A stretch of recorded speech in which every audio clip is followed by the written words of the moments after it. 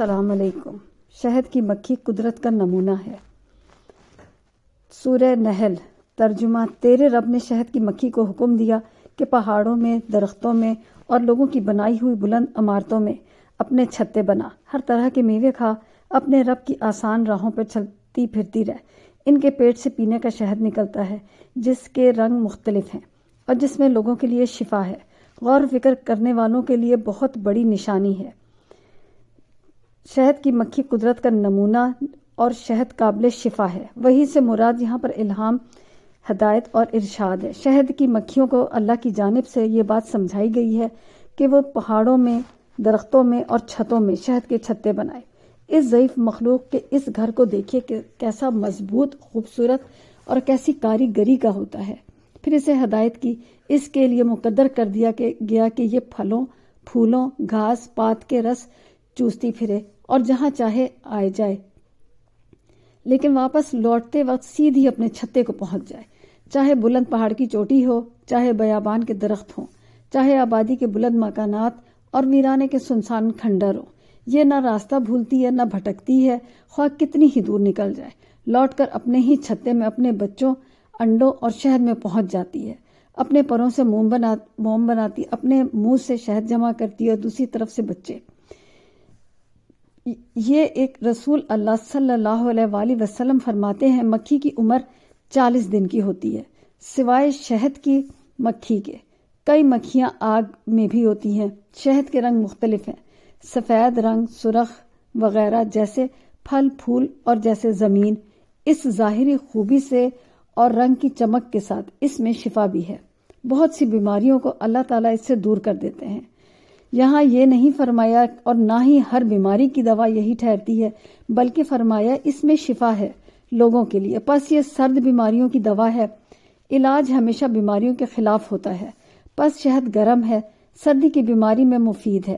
مجاہد اور ابن جریر سے منقول ہے کہ اس سے مراد قرآن ہے، یعنی قرآن میں شفا ہے۔ یہ قول گو اپنے طور پر صحیح ہے اور واقعی قرآن شفا ہے، لیکن اس آیت میں یہ مراد لینا سیاق کے مطابق نہیں، اس میں تو شہد کا ذکر ہو رہا ہے، اسی لیے مجاہد کے اس قول کے ابتدا نہیں کی گئی۔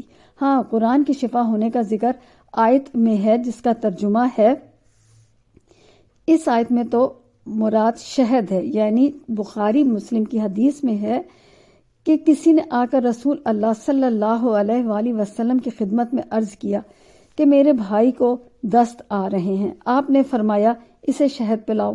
وہ گیا، شہد دیا، پھر آیا اور کہا حضور صلی اللہ علیہ وآلہ وسلم اسے تو بیماری اور بڑھ گئی۔ آپ نے فرمایا جا اور شہد پلا۔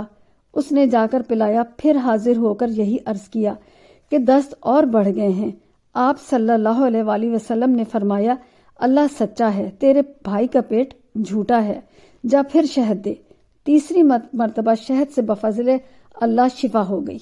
بعض طبیبوں نے یہ بھی کہا ہے کہ ممکن ہے اس کے پیٹ میں فضلے کی زیادتی ہو، شہد نے اپنی گرمی کی وجہ سے اس کی تحلیل کر دیا، فضلہ خارج ہوا اور دست بڑھ گئے۔ عرابی نے اپنے اس مرض کا بڑھ جانا سمجھا، حضور صلی اللہ علیہ وسلم سے شکایت کی۔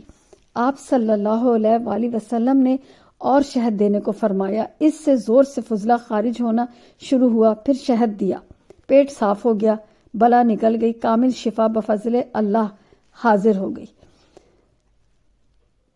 اور حضور صلی اللہ علیہ وآلہ وسلم کی بات جو اشارہ خداوندی تھی پوری ہو گئی۔ بخاری اور مسلم کی ایک اور حدیث میں ہے، سردار رسل صلی اللہ علیہ وآلہ وسلم کو مٹھاس اور شہد سے بہت الفت تھی۔ آپ کا فرمان ہے 3 چیزوں میں شفا ہے، پوچھنے لگانے میں، شہد کے پینے میں اور داغ لگوانے میں، لیکن میں اپنی امت کو داغ لگوانے سے روکتا ہوں۔ بخاری شریف کی حدیث میں ہے کہ تمہاری دواؤں میں سے کسی میں اگر شفا ہے تو پچھنے لگانے میں اور شہد کے پینے میں، آگ سے داغ لگوانے میں جو بیماری کی مناسب ہو، لیکن میں اسے پسند نہیں کرتا۔ مسلم کی حدیث میں ہے کہ میں اسے پسند نہیں کرتا بلکہ ناپسند کرتا ہوں۔ ابن ماجہ میں ہے تم ان دونوں شفاؤں کی قدر کرتے رہو، شہد اور قرآن۔ ابن جریر میں حضرت علی رضی اللہ تعالی عنہ کا فرمان ہے، جب تم میں سے کوئی شفا چاہے تو قرآن کریم کی کسی آیت کو کسی صحیفے پر لکھ لے اور اسے بارش کے پانی سے دھو لے اور اپنی بیوی کے مال میں سے اس کی اپنی رضامندی سے پیسے لے کر شہد خریدے، اسے پی لے۔ بس اس میں کئی وجہ سے شفا آئی ہے۔ اللہ تعالیٰ کا فرمان ہے، یعنی ہم نے قرآن میں وہ نازل فرمایا جو مومنین کے لیے شفا ہے اور رحمت ہے۔ اور آیت میں ہے، ہم آسمان سے بابرکت پانی برساتے ہیں۔ شہد کے بارے میں اللہ کا فرمان ہے، شہد میں لوگوں کے لیے شفا ہے۔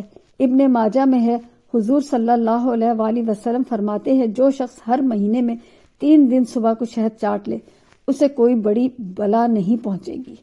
اس کی ایک راوی زبیر بن سعید متروک ہے۔ ابن ماجہ کی ایک حدیث میں ہے کہ آپ کا فرمان ہے، تم سنا اور سنوت کا استعمال کیا کرو، ان میں ہر بیماری کی شفا ہے سوائے سام کے۔ لوگوں نے پوچھا سام کیا ہے؟ فرمایا موت۔ سنوت کے معنی شبت کے ہیں، اور لوگوں نے کہا سنوت شہد ہے جو گھی کے مشک میں رکھا ہوا ہے۔ شاعر کے شعر میں یہ بھی لفظ اس معنی میں آیا ہے، فرماتا ہے مکھی جیسی بے طاقت چیز کا تمہارے لیے شہد اور موم بنانا، اس کا اس طرح آزادی سے پھرنا، اپنے گھر کو نہ بھولنا وغیرہ، یہ سب چیزیں غور فکر کرنے والوں کے لیے میری عظمت، خالقیت اور ملکیت کی بہت بڑی نشانیاں ہیں۔ اسی سے لوگ اپنے اللہ کے قادر، حکیم، علیم، کریم، رحیم ہونے پر دلیل حاصل کرتے ہیں۔ اللہ تعالی ہم سب کو ہدایت دے، آمین ثم آمین۔